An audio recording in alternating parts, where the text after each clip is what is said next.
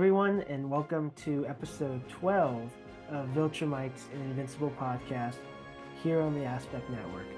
I'm one of your hosts, Negan Fu, and joining me to discuss the latest and greatest in the world of Invincible is BreAnna Romero. Bree, how's it going? It's going pretty good. I can't believe we've made it to episode 12 of Viltrumics. This is our 12th episode we're recording. That's crazy. We're in the finale. It's crazy, but I'm doing Finale. good. I'm thriving and surviving. Uh, it's been pretty gloomy in Mhm. LA though. I don't like it. Oh, really? Yeah. It's been like it's been like in the 70s to like 73 for most days, but it's been just like super overcast. So it's just like meh. Um, but I've been good. I've been good. How are you? I've been all right. Was on set yesterday for a friend's short film, which was just a fun, very easy show. Um, a lot of time just kind of standing around, but it was Were you just, cool. like, Just cool helping to out? like say that again. Were you just like helping out? Yeah, well, at first I was like an extra, and it was like 1920s Uh, set, so I just wore, like my modern like suit, and then they just gave me like a brown like cap. oh, of course. Um, all the other extras, I think most of them were like I can't remember what school they're from, but some like acting place in New York. Fun. Um, A and lot of they most of them had like actual good like costumes. Like I don't interesting. know what if they all own that or like what why I was the only one that was just wearing like a modern suit and the cap, but it was cool. Um, our friend Cole was DP, so always fun seeing him in action, I guess. He takes it very seriously. He did. Nerd. Um, but yeah, it was pretty chill. Nice. Pretty Uh, chill. I don't actually, never mind. Ignore me. Oh, Well, great. Okay. Well, thank you for telling me about your yesterday. But today we've come full circle with the season one finale titled Where I Really Come From. So let's kick off this week's show by just jumping in with our overall thoughts on the episode. Megan, let me start with you. What were your takeaways from rewatching this episode? Do you like, do you remember what your reaction was when you first watched this episode? Tell me your thoughts. yeah. I mean, this episode is probably I think the best in the show so far. Mhm. With two full seasons plus one special. I think this one's probably just has the highest highs. I think when I first watched this back in 2021, I mean, I was kind of like blown away like everyone else was. Mhm. But also very just kind of like frustrated the whole time because Mark is so like outmatched and he gets some licks in here and there, but mostly it's just him getting pummeled the whole time, which is By his great. I dad. mean, By his dad. yeah, by his dad, and his dad is just like a lunatic in this episode. Yeah. Um, and so it's like frustrating in that sense to like see like the good guy just lose kind of horribly.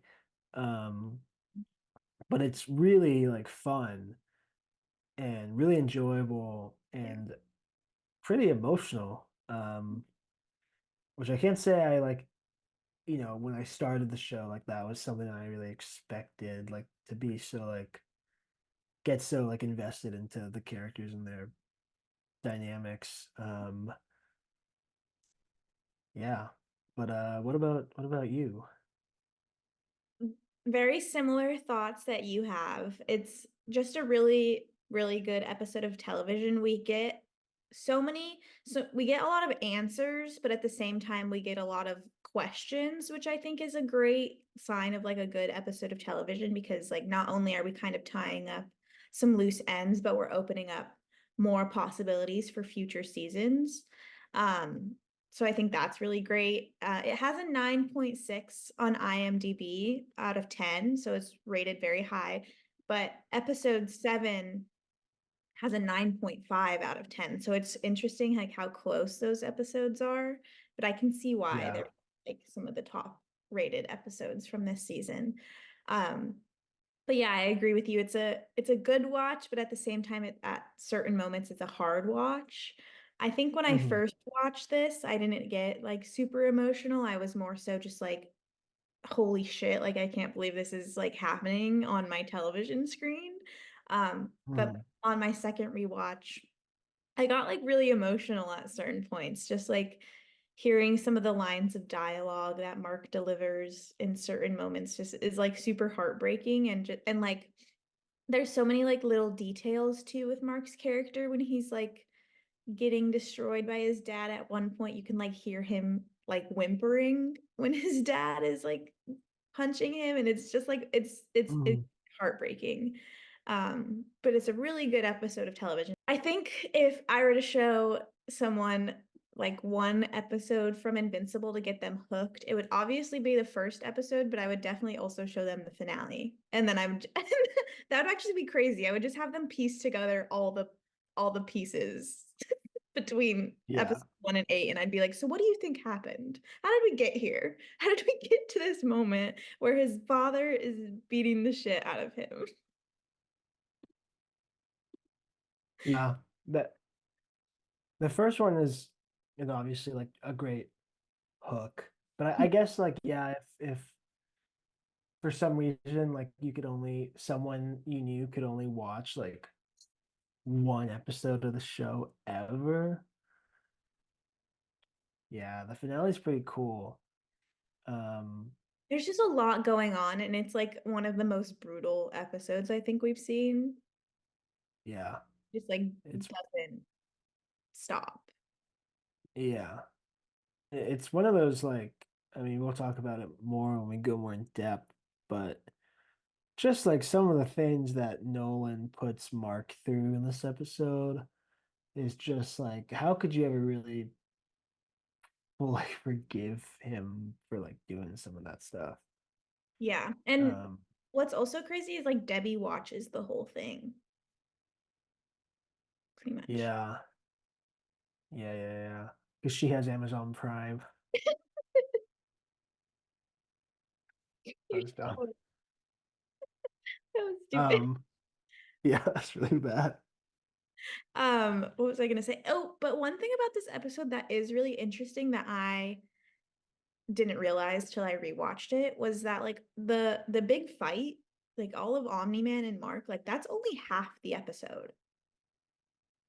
Yeah, I was also when once that fight wrapped up, I was like, I guess that's about it. And then he had like 20 more minutes. I was like, oh, damn.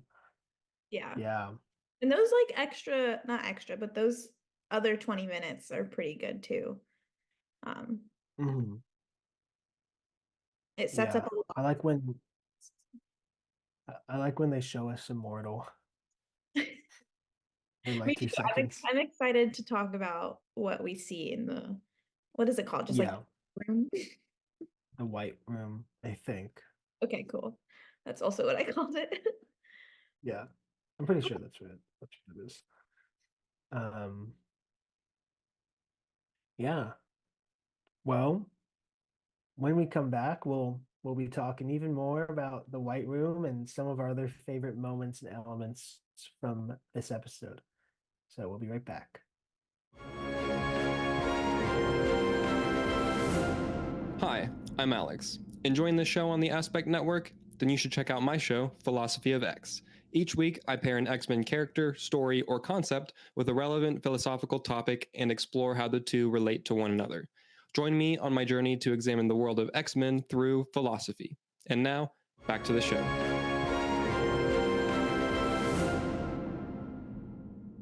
Welcome back to Viltrumics. before the break, we discussed some of our overall thoughts on episode 8, but now we want to dive into specific parts of the rewatch we really enjoyed.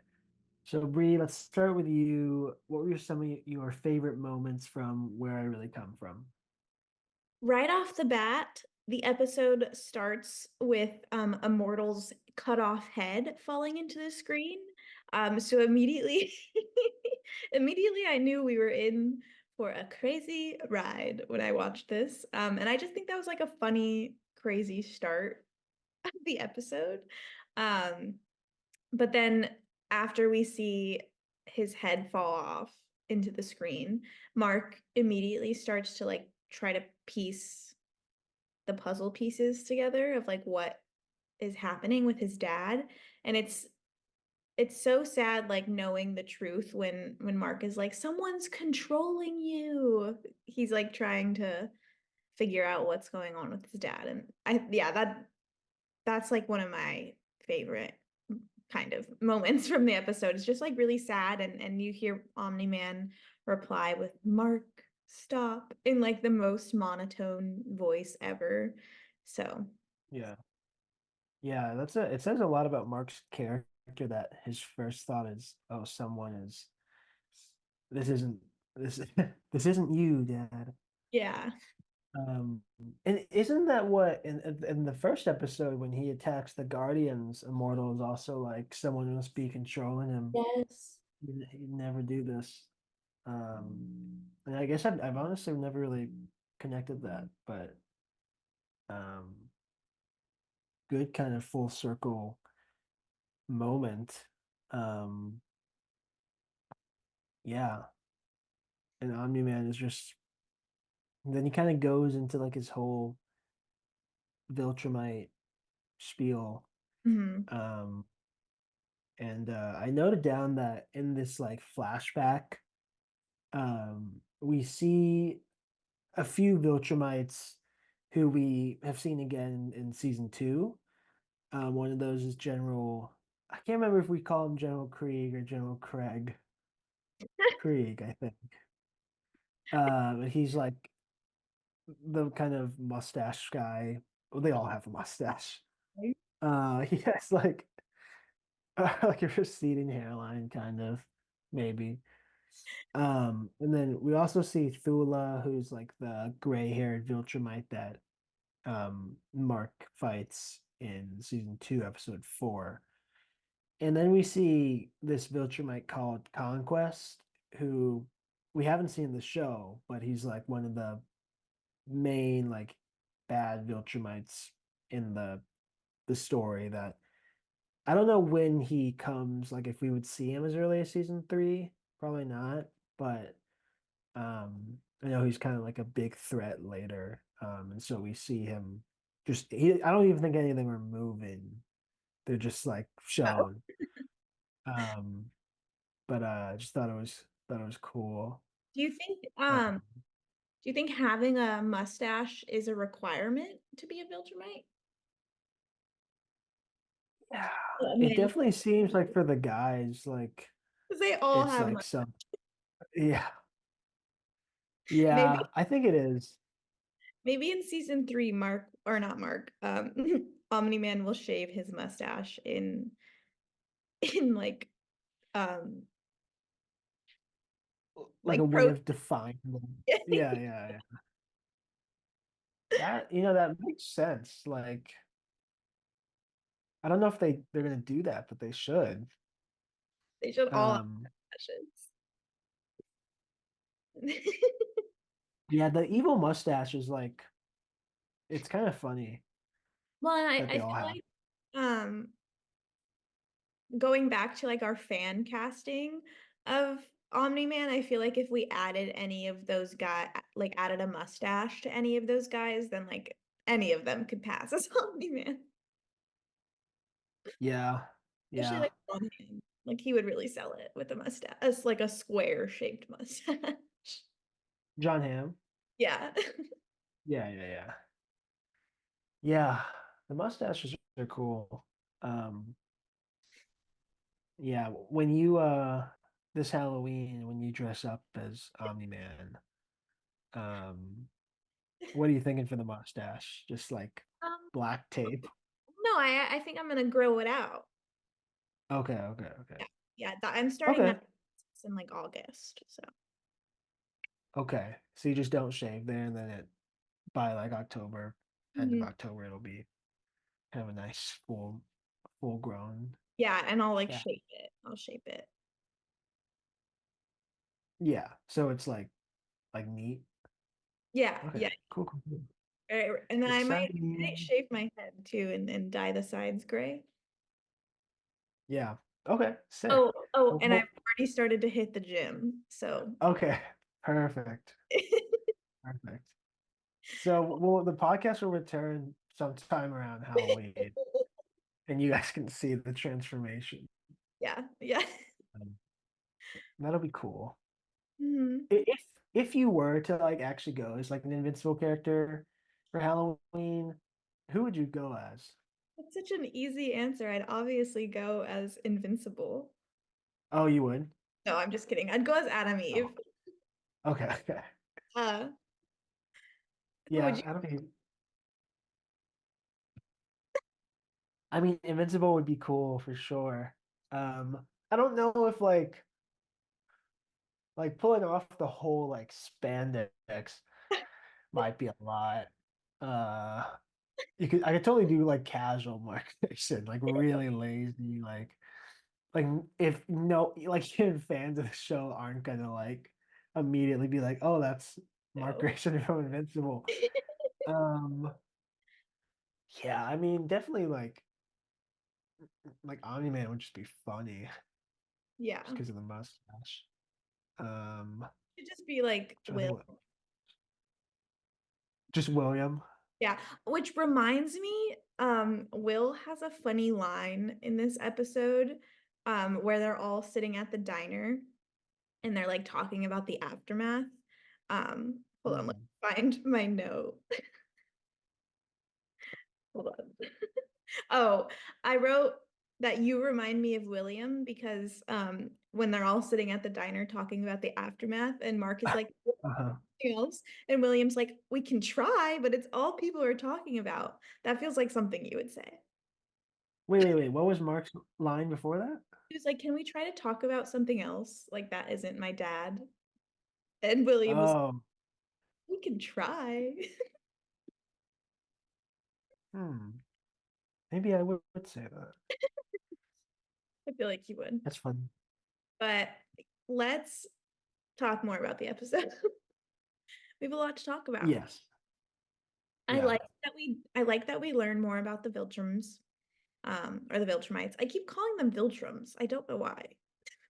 Yeah, I Our think you should just run with the Viltrums. Like, literally our name is a play on their name. I don't know what's wrong with me. yeah, Um, Viltrumite. but we see a whole montage of them removing the weak from their society and then kind of taking over other planets. As Mark or as Nolan explains to Mark like who they truly are. Um, Mm, crazy, crazy moment. pretty crazy. But Um, Mark just does not fall. I mean, he not that he doesn't fall for it. He's just like, that's not the kind of person I am. Like, I'm not gonna do that. right. Which makes me want to ask you, what would you do if you aged slower than everyone around you? Yeah, like with the knowledge that you're gonna live for Yeah. however hundreds of years and then everyone would die. Mhm. Yeah. Um, that definitely I've thought about I mean I feel like everyone thought about like immortality before, like the concept of living longer than people you know. Um, I don't know. I feel like it would be hard not to like have some sort of crisis about it here and there, but I could see like just kind of living it, like taking it day by day. Yeah. Um, but yeah, I guess like I'd be scared to like get super attached to people, but at the same time, it's like, well, if I'm living, 500, 600, however long they actually live, Yeah. like I want to like enjoy the time and like fill it with like people that I like, being around. Um, yeah, I don't know. That's a tough question. I've been watching a lot of Doctor Who recently, and that's obviously it's about this guy who's just kind of lives forever, and then his like companions and friends either die or they just get left behind, and because this guy lives, like a billion years. I didn't know that. Um, yeah, it's a fun show. And so I've definitely been thinking a little bit about like what it would be like to just like be alive for so long. Um, I feel I don't like know. What Yeah. I feel like that's one of the best like points Omni-Man makes when like trying to explain to Mark like why they have to do what they have to do. Um like that is a really like compelling kind of reason just to like sit with and think about like, oh, like everyone I know is gonna die like in front of me. Um or I could join this army of Viltrumites that will live forever and they will be my family. But I feel like they wouldn't even feel like family. They Yeah. like a bunch of people who Right. but I I feel think like Mark should be like, show me a Viltrumite as bad as Adam Eve, and then we'll talk. Although Adam Eve might be fucking oh shit, I don't know if I can say that, but she might be like immortal in her own way. Like I don't know what with her powers, like she can maybe extend her life possibly. Um, I mean we'll but talk about it in another episode. yes, yes. uh, Um, you're stupid. Tune in next week and we'll talk more about that. Talk about our girl Adam Eve. Adam, Um, Adam Eve. let's talk more. One other thing I want to point out is one of the craziest lines where Omni-Man calls Debbie a pet. Mm. When Mark is like, "You love me, like you love mom, like what?" And Omni-Man's like, "I love Debbie like a pet." Crazy line. Yeah, that is crazy. And it's crazy also like watching having seen season 2, like definitely Nolan's feeling a lot of like remorse for his Mhm. actions, and season 2 ends with him being like, I think I miss my wife. Um Are you and sure? so I don't know. Yeah, yeah. I don't know. I think he like when he says that he thinks of her kind of like as a pet, like maybe like in the moment he doesn't really he's kind of just saying that. Like it's not like a I don't know if it has the same like weight to him as it does like Mark hearing that or Debbie hearing that. Yeah. Um but yeah, that's a brutal line. Um but hey, people really care about their pets. It's true. People really I live with a one of my roommates has a cat and she's very annoying, but my roommate still loves her. So our Nick, friend Kate has a cat, yeah, and apparently that cat's annoying too. it's true. Megan, that's how I feel about you. I'm a pet. No, Yeah, sometimes you're a little bit annoying, but I still love you. thanks, thanks. I kind of feel the same. I'm never annoying. Never, never. Probably Let the perfect friend. That's me. If anyone you want to put in your application for me to be your friend.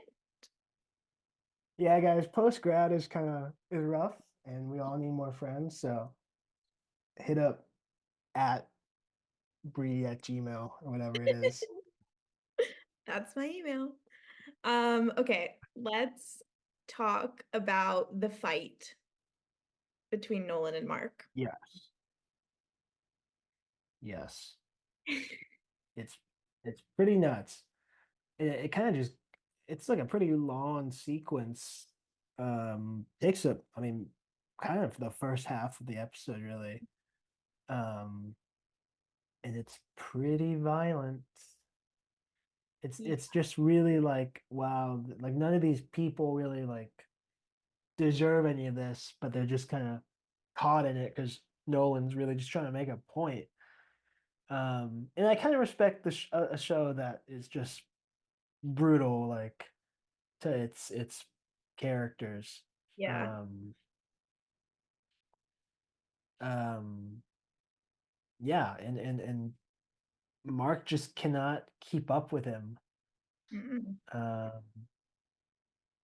He gets in a few hits, uh, but mostly he can't. There's that moment when they like kind of make their way into like I guess it's downtown Chicago, right? Yeah. Um, and Nolan like topples this building, and Mark is trying to save people, and then he like it's a really grotesque moment, but he like pulls someone's like hand, and then it's just like their like severed arm, And like and he they're realizes both. like oh yeah, he just couldn't save him. And then he has like a moment of anger, and he does like get some hits in. And we've talked in the past how I think the Viltrumites don't have adrenaline, but since Mhm. Mark is half human, he does. And so I feel like when he is really worked up, like it kind of works to his benefit. Um, so he does get some hits in, but then it doesn't really do anything. Yeah. Um, and then I mean we can go straight into the train sequence. Yeah, that's what I was gonna go to. It's just like Yeah. one of the most brutal scenes. Um, and we get like different angles of it, but I think definitely like the worst angle of it is the POV shot of Mark just like going in to all of these people. And Yeah. it's like it's not essentially that like the train is crashing that's killing everyone. It's Mark's body like running into all these people. Like he is Yeah. killing. Right. Like he yeah. Ugh. Yeah. I think about that every time I'm on like the subway in New York. I think about that scene a lot. Um, just also because like the like metal poles are always like centered in the train, and that means he's probably like hitting all of those, but they just like topple like he is invincible, and so um Yeah. it would suck to be Mark and be put through that like just it probably still hurts like um but also just that like how you're just like healing people by they just break against you. Yeah. It's really horrific and just a really creative. I don't know if that sequence is in the comics or not, or if it's ripped from, or if it's just made for the show. Um, Let's see. but it's probably one of the show's most memorable uh sequences. Just from like a really quick Google search, it looks like, oh, I don't know. It looks like maybe the train scene doesn't happen the way it happens. Yeah, okay, it looks like, yeah, it looks like the train scene doesn't happen. It does happen, but in a different way in the comics. Oh, okay. That's crazy that they thought of that. Yeah. Oh my God. The guy who thought of that was like, his brain was somewhere else. And that's pretty cool to just like conceptualize Yeah. creative kills and stuff. I'm pretty sure because Omni-Man is like a playable character in like the newest Mortal Kombat game. Oh. And I'm pretty sure like his I don't know if it's the fatality, but I think there's like when you play as him, you can like in some sort of like interaction or cutscene or whatever, like he does the train move. It might be for the Oh yeah. fatality. Oh yeah. It is. It It is okay. looks like maybe. Um, That's crazy. Ugh. yeah, that's sick. I would love to play as Omni-Man in Mortal Kombat. Mortal Kombat, if you're listening.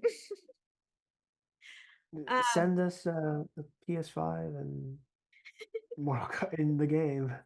before we jump into like the mountain scene, what Hmm. when I was watching Mark pummel into all these people into the train, I was thinking about like what made Omni-Man go back to his Viltrumite ways. Like what in this calendar year made Nolan be like, oh, I guess it's Mark getting his powers. Kind of Yeah. realize I get that it was like time to tell him the truth. But I was just like sitting there and I was like, what made him like what triggered him to go back to this Well, brutal way? yeah, I mean, I've thought about like the general like his timeline a lot since like watching, rewatching, and watching season two. Because I think he comes down to Earth to like prep the planet or for like this takeover. Because I guess like falling in love with Debbie and having Mark wasn't in like it wasn't like some require. I don't even think the Viltrumites know until they find out. Mm-hmm. I think he does that, and then I guess he has to just wait for Mark to develop his powers, so then he can try and like um flip him to the Viltrumite side. Yeah, I get, I yeah. I do sometimes think about like the general like timeline though, like when Mark gets his powers in the first episode, he kills Oh, all the yeah. Guardians. Um, because they're obviously like Earth's best defenders. Mhm. Uh, I don't know. I guess if Mark in this episode was just like, okay, like this sounds good. Let's I'll go along with this Viltrumite takeover. Um, then what would happen? Do they just like fight against Cecil and whoever opposes them and until like people just give in and like the Viltrumites can kind of smoothly come in and like begin the transition. I guess so. We kind of see it. We see it play out a little bit in the second season, but yeah, I guess they would just immediately get to work. Because like everyone knows, like everyone is aware of what's going on, so they would have to kind of start right away. Right. But then Oniman also says like when Mark during the mountain scene, he's like, fine, like what's 17 more years, 18 more years, whatever. Um, but he doesn't have to have a kid, right? Like, I think it's just I think he says that to drive like the idea that Mark kind of means nothing to him, right. Hmm. which is a crazy line. I wrote that down too. I was like, oh my God. Yeah, I guess. Yeah, time wouldn't like the 17 years would be nothing to him. Um, okay, Yeah. but obviously Mark refuses because he's such a good guy. Um, and Omni Man just keeps like beating him up, and then they're on Throws like a him into the mountain. mountain. Yeah. And just And then we and have this. oh, Wait, say that. Say what you gonna say? and just like lays it all on Mark. Like says some brutal lines about like having another kid. Um, Yeah. and Mark just like lays there. Like at that point he's not even fighting back. No. Yeah. He's out. It's also interesting to like see uh how much more durable the Viltrumites are than Hmm. like the Guardians of the Globe.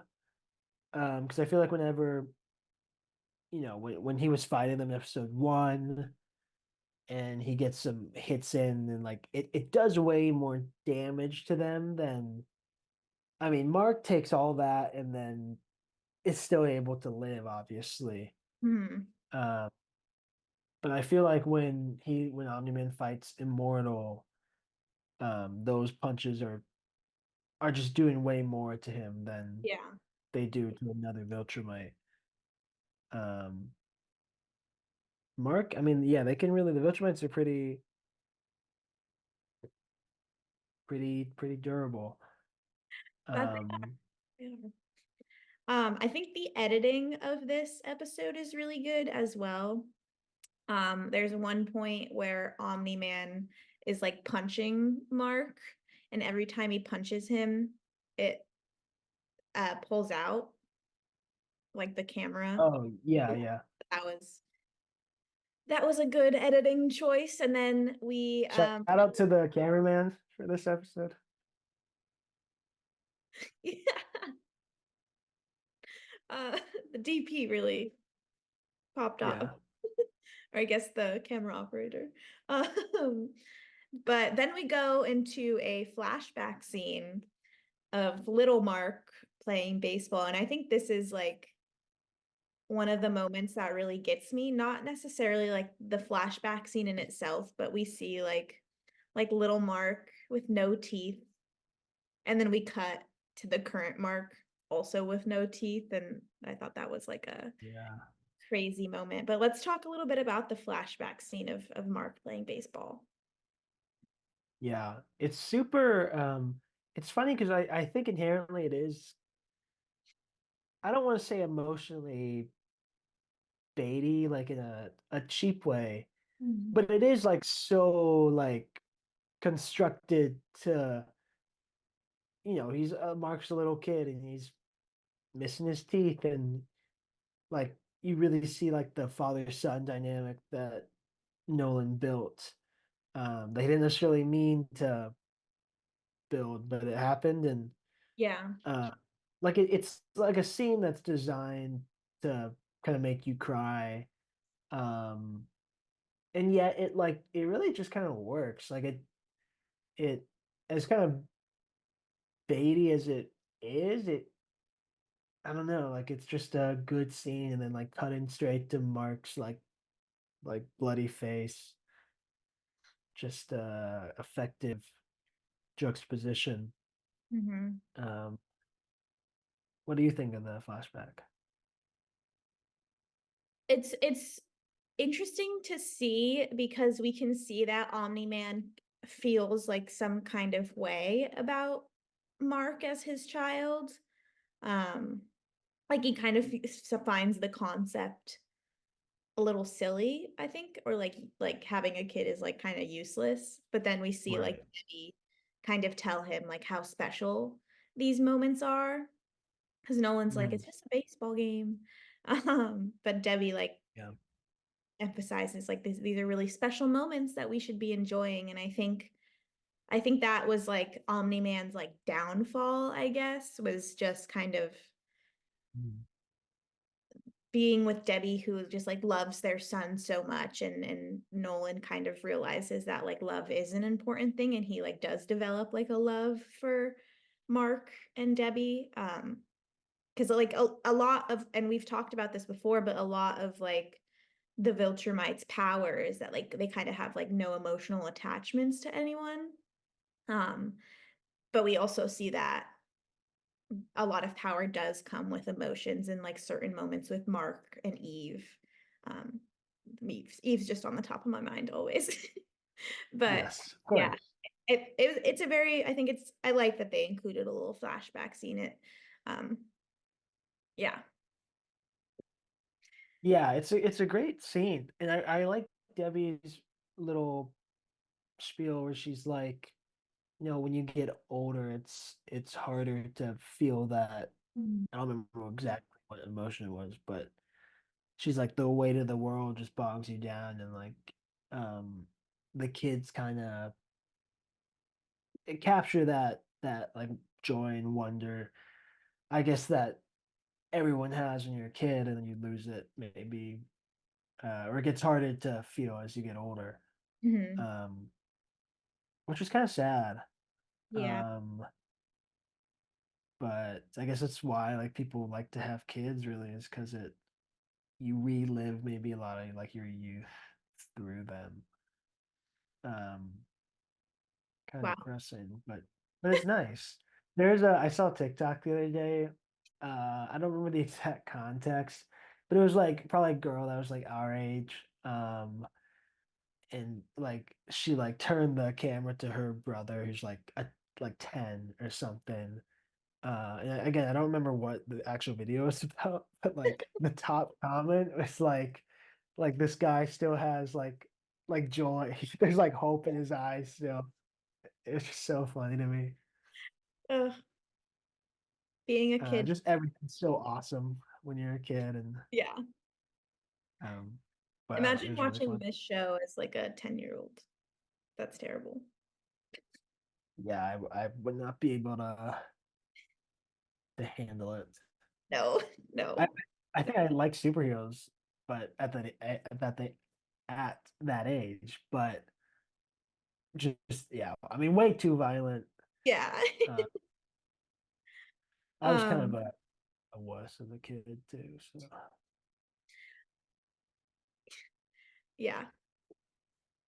I would like to point out, and maybe this is not a great thing to point out, but at the end of our episodes, we have Omni-Man go, think, Mark, think.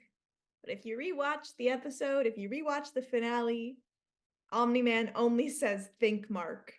He doesn't say the yeah, thing, which is crazy. Why would he not say the second part?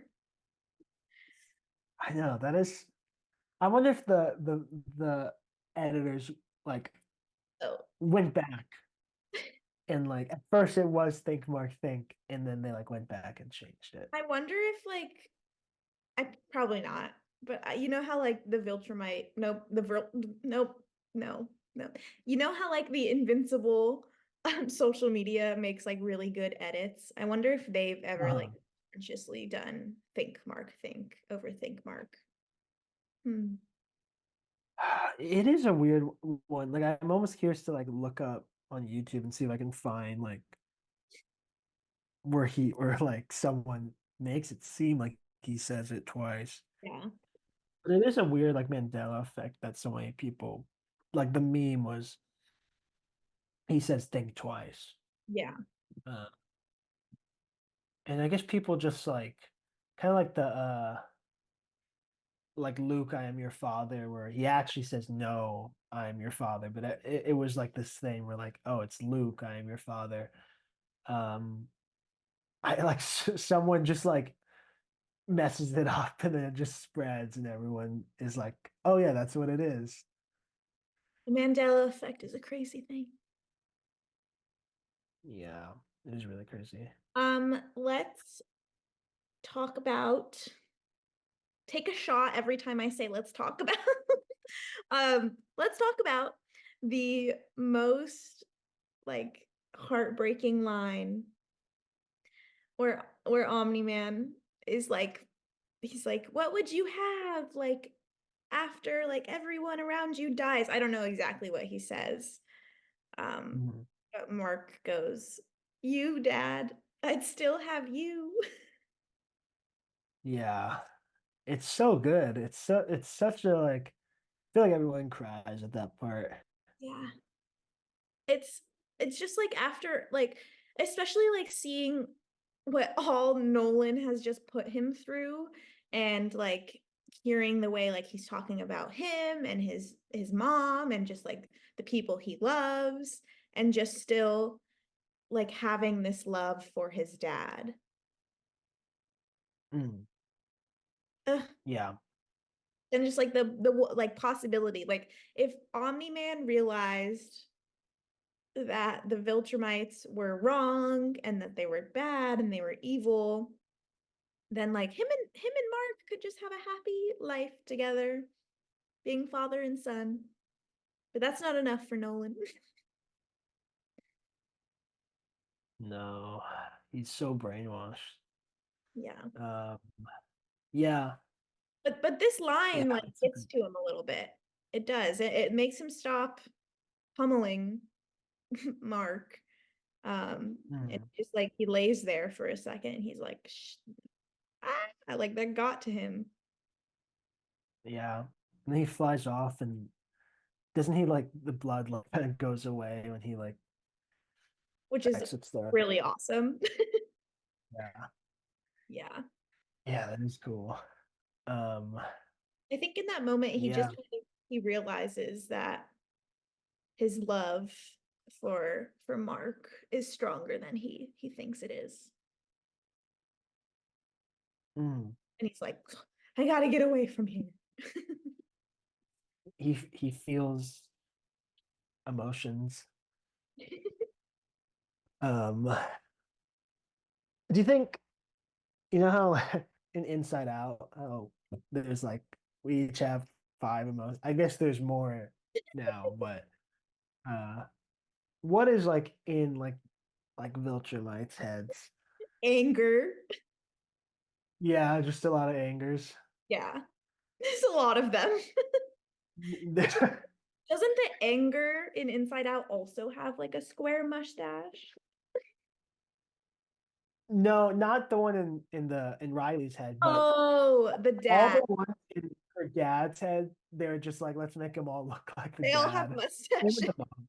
Yeah, yeah, yeah.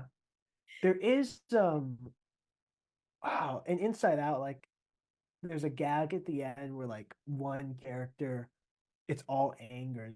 I can't remember like who it is. I have to rewatch that movie before the new one. No, me too. Um, but it'd be a lot of angers. No fear, um, no joy. No. Maybe one sadness, but she's kind of like snuffed out mostly by the angers. Yeah. Then Uh, there is oh, disgust. I think there'd be a good amount of disgust in there. yeah, yeah, yeah. Yeah, honestly, yeah, they disgusted by a lot of lower life forms. So probably a couple of disgust. I don't know how many are allowed. What the rules are of Inside Out. Um, Mine is just like 10 anxieties, the new character. Um, And like a yeah. like, did you see like they revealed there's like a nostalgia character? Yeah, I saw that like this morning. And then someone on Twitter was like, okay, like I've had it, like this nostalgia isn't like a real, it's not technically an emotion. Uh-huh. Uh, but then I watched the clip and I was like, wow, this is kind of funny though. Um, because I feel like humans are just very, very nostalgic. Um, that one was funny, yeah. Mhm. Anxiety and then embarrassment, I think, is one of the new ones. Oh yeah, That's he's a like good one. a big pink guy. Yeah, yeah, yeah. That guy's Okay. been in here since middle school. Hasn't really left. Um, We have a whole other half of the episode to talk about. Do you have anything else to talk about regarding like the Omni-Man and Mark fight? no, I think we pretty much covered it. Definitely Oh. a great, yeah. One thing I did want to say was I thought it was really interesting that Cecil and Co kind of did nothing during the Chicago fight. I was like, can they help at all? Yeah. I mean, the Guardians of the Globe kind of realized that they didn't have that like that power or like that strength to help out. But I feel like Cecil and Co could have like helped out in like not destroying all of Chicago, but whatever. Yeah, I guess the Guardians do eventually go in to like help with like Yeah, which is nice to see team. them like come together as a team. Yeah, but I guess they're pretty outclassed. You could send in 10 duplicates, I guess, as backup. We see, speaking of the Guardians of the Globe, we see Rex start to clean off the blood splatter on the wall of like their training facility. Mhm. And Yeah. the music in this show is just so good. There's like a montage of everyone kind of trying to figure out what's next after this whole Omni-Man thing. It's just really, really tugs at your heartstrings too. That's one of the other moments that I was like, ah. Yeah. It's it's definitely kind of a it's kind of a downer, like I feel like everyone's kind of just disheartened after the whole fight between Invincible and Omni-Man. Yeah. Um, Yeah, everyone like everything everyone has known is just like a lie. mm. You just kind of have to start over. and the Viltrumites, everyone's like, oh, like this guy is also the strongest being on Earth, and he's just like bad now. And like, the Guardians are like, we're totally, this is beyond our capabilities. Like we can't step in and actually do anything. Um, so I think it would just put everyone on edge. Mm-hmm. Um,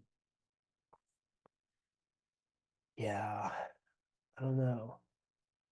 It's scary, but um, yeah. But then the episode really slows down. Um, there's uh, there's a lot with Amber shows up, and Forgot about that. she got, what did you say? I said forgot about that. Yeah, yeah. And she kind of not that she was really like in a position to like forgive Mark, but they kind of make up, and William and Eve show up, and they all kind of go out to eat or something, just to talk.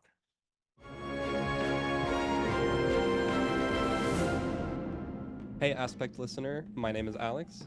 And I'm Kate, enjoying this show on the Aspect Network. Then check out Bending the Narrative.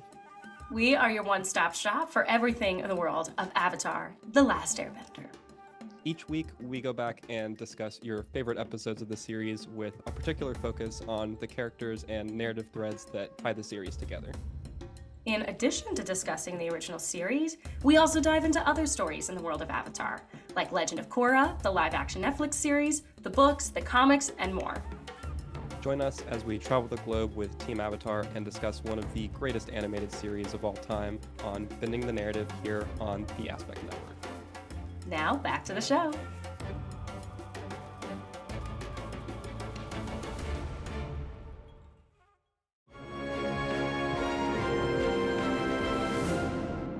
Well, let's talk about the White Room. Yeah, the White Room is sick. Yeah. It's very easy also for the animators to just put like Cecil and Mark against just White.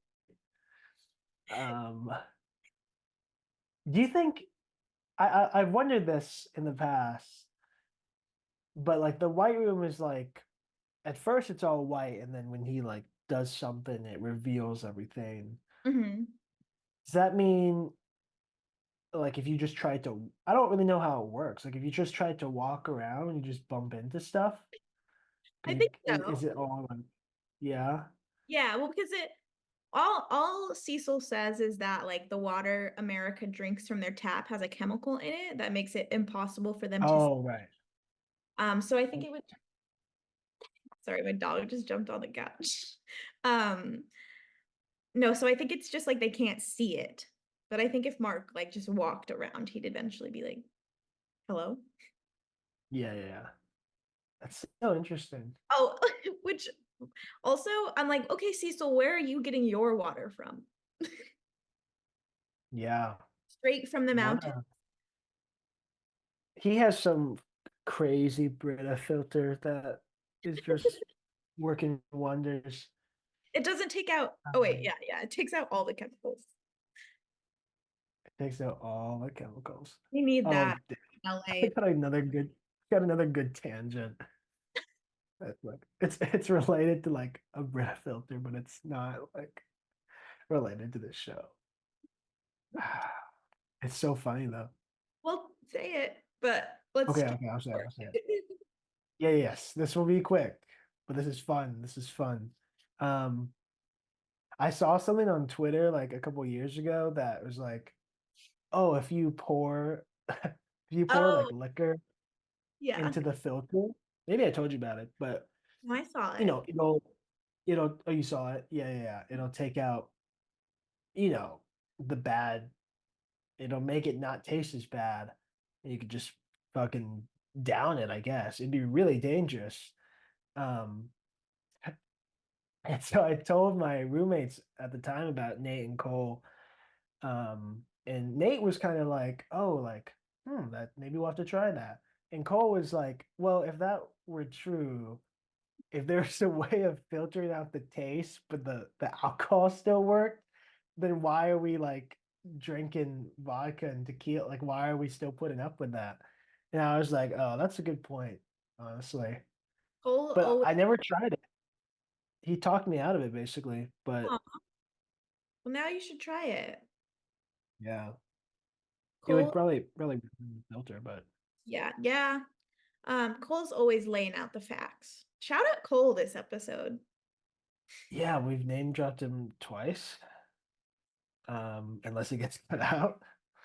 But shout out Cole. Um, Our producer just redacts his name every time we say it. He's like, beep, yeah, should Cole. get get Cole a podcast. Yeah, talk And about. talk about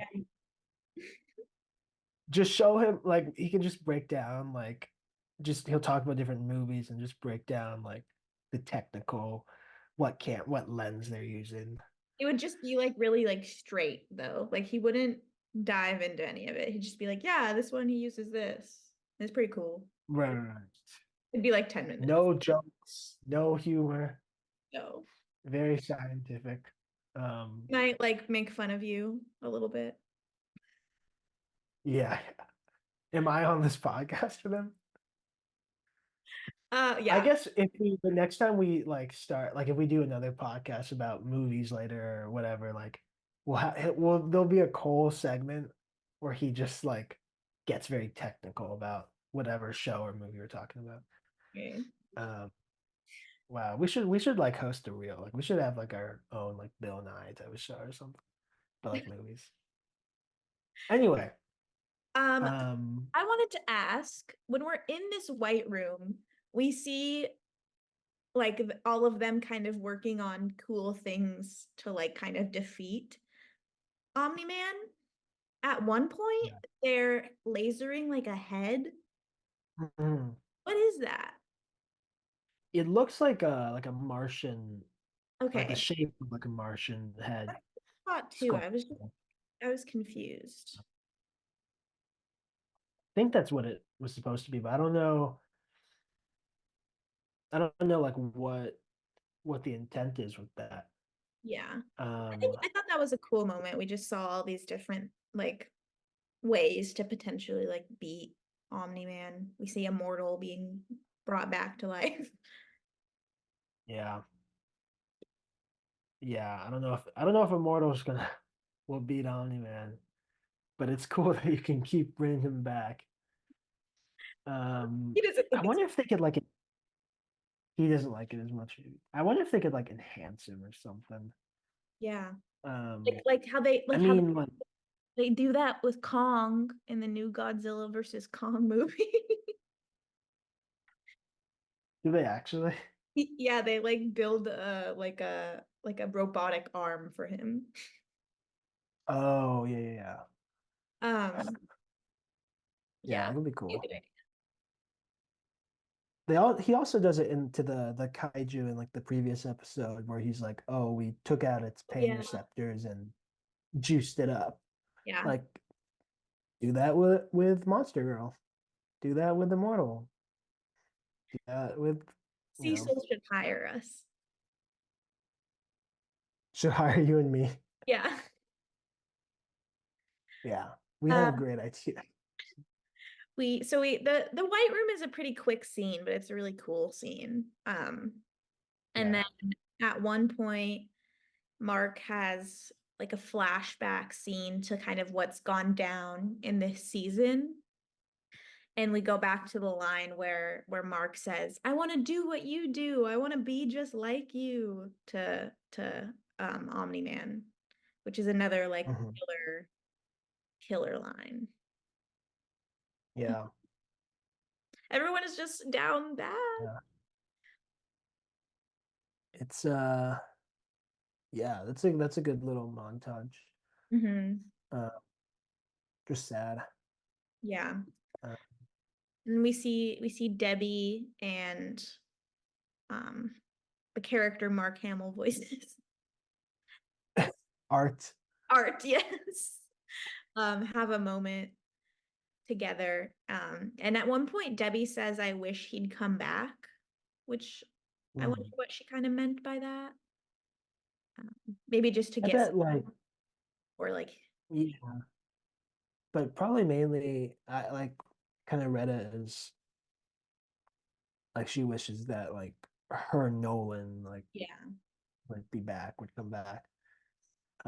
I mean that would be such a, and obviously the show explores kind of her grief and a lot in season two, but it really would be such a traumatizing,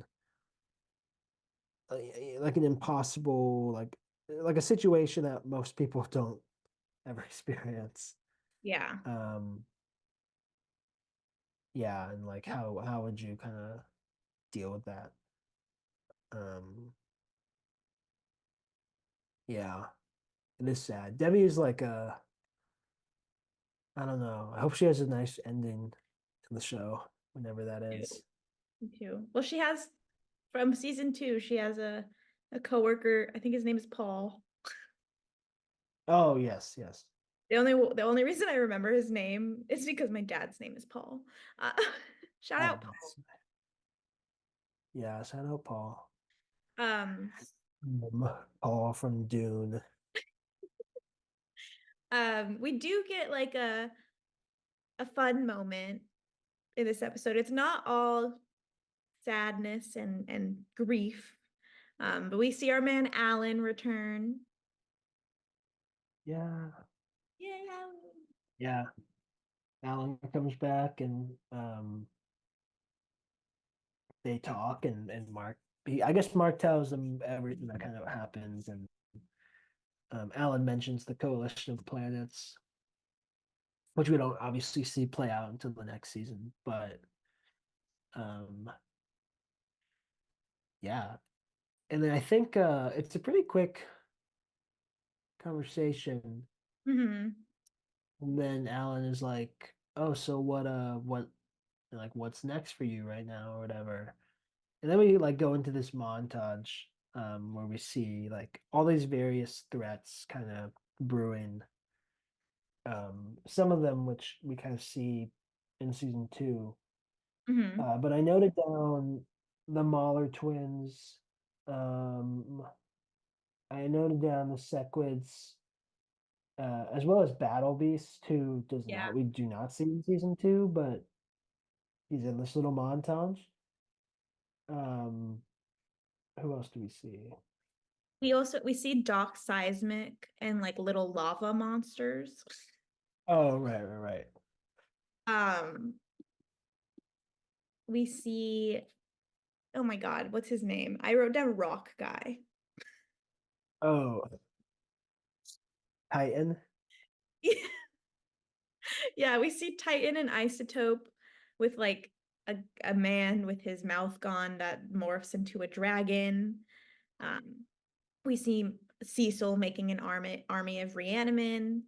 So I think just like this montage shows us that like the gallery of villains this show has is still very much present. And so like there's just it again like opens a lot of possibilities for further seasons. But I think it's interesting that they show us villains that we don't even see in season 2. So I wonder when they will come back, because yeah. I did not remember the Reaniman part till I rewatched, because we don't see them in season 2, right? I don't remember them showing up. I don't think so. We also see like little green guys at one point that I don't know if we see in season 2. Ooh, Maybe we let do. me look at the guys. What did they look like? I saw them, but I wasn't. Invincible, green. Were they aliens? Maybe. I don't know. It wasn't the Flaxons, right? Oh, maybe it was. Okay. Yeah. No, I think it was just the Flaxons. I don't know why I said they were little green guys. Okay. I think we do see the Flaxons. Do we see them But the army of say that? Do we see the Flaxons in season 2? Season 2 has like gone from my mind. Yeah, I don't think the Flaxons show up in season 2. There's so much possibility still. Yeah. We see the Sequids obviously in the Mahler twins. But yeah, I don't think we see the Reanimen, which makes me wonder well, when are those guys gonna show up again? When like Anissa is attacking Mark in season 2, episode 7, I think. Like Cecil doesn't. He makes it seem like they have no options really. But he has a ton of Reanimen, I guess. I don't know. I That'd guess be we have cool to to wait see. till season 3. Yep, 2029, season 3. I'll definitely have a full Omni-Man stash by then. Yeah. Yeah, season 3. Reanimen. Do you have anything else to say about this really good finale? I think it's just that this is honestly, not only do I think it's the best episode of the show so far, but I think through and through it's honestly one of the better just general TV finales that I've seen. And just how it kind of wraps up what the season has been building towards, in like a very, not only like an action in like an exciting way, but also like a very emotional way. And then that kind of like sets up, like it leaves room open for like a lot of stuff to happen, in the following season. So I think it's a pretty, just a pretty ideal episode to conclude a season of television. Yeah, I don't, as people who haven't read the comics and as someone who really has no idea what happens in the comics. I just like don't foresee any finale of this show or any episode of this show like beating this finale. But who knows? Who knows? Really? I don't know. I mean, I think the show will definitely go bigger and bigger. Yeah. But yeah, I don't know. It is like this is the whole season's very well done, and especially this finale. Just the conflict is handled really well. It's emotional. There's Mhm. a lot of blood and fighting. It ties up loose ends. It opens more loose ends. It just like has everything that a good finale needs. Yeah. Yeah. It is great. Some dude is listening to this and he's like typing like, "Wow, just you guys wait till Conquest shows up." That's a real Viltrumite. Sure, that'll be cool. Well, then in that 2034. stick around and see our reactions. Yes. All We right. are locked into a 25-year contract with this podcast. Yeah, and then hopefully Negan and I stay friends, because maybe if we don't stay friends and we still have to record this episode, it'll just be like kind of mean.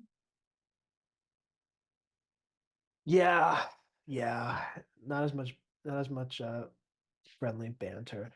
Yeah. Not as many jokes. Be like, God, I wish I could throw you into the side of a mountain. All right, well, that's the finale. Yeah. Yeah. All right. Well, thank you everyone for tuning in to this episode of Viltrumics, an Invincible podcast here on the Aspect Network. Next week, we're going to finish out our journey with Viltrumics with our bonus episode recapping and reviewing the Adam Eve special. But first, Negan, as always, where can people find you online? You can find me online on Instagram and TikTok at Negan the Stallion _. And you can find me on Letterboxd at Negan2000. My website is negan.com. You can check that out. Where can people find you online? They can find me chronically online. But on Instagram, they can find me at BreAnna _.Romero. On TikTok, you can find me at Big Head Bree with 3 E's. And Letterboxd, you can find me at BreAnna Romero. And that's the only places you can find me, actually. But please be sure to subscribe here to The Aspect on YouTube and any platform where podcasts are found. Follow us on Twitter /X, Instagram, and TikTok at The Aspect Co. Thank you so much for listening and making it to the finale with us. And remember, think, Mark, think!